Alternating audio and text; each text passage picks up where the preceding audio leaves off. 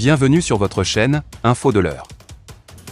Avant de commencer la vidéo, n'oubliez pas de vous abonner à notre chaîne, en cliquant sur le petit bouton rouge, situé en bas de votre petit écran, et d'activer également la cloche de notification pour ne pas rater nos prochaines vidéos. Bon visionnage. Depuis quelques jours, les FANA appuyés par le Gatia et le MSA ont déclenché une opération d'envergure contre l'État islamique au Grand Sahara, EG, et ses complices dans la région de Ménaka et de Gao.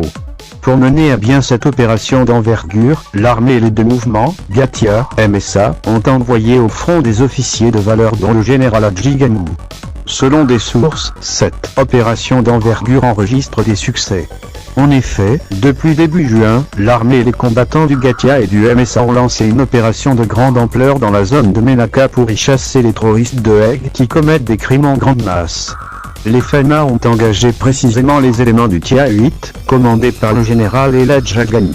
Aussi, le 4 juin, l'armée et plusieurs combattants du MSA et du Gatia ont lancé une attaque sur un grand boucan occupé depuis la mi-mars par les combattants de l'État islamique.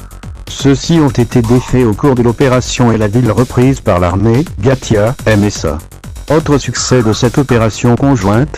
Le 14 mars 2002, l'armée a fait décoller un ou plusieurs hélicoptères à Ménaka pour effectuer des frappes près d'Inchinanan contre les positions de l'EG. Bilan.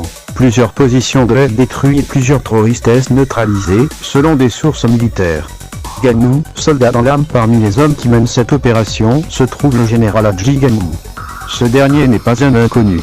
En effet, ce soldat dans l'âme s'est illustré dans beaucoup de batailles pour défendre le Mali, notamment lors de la crise de 2012.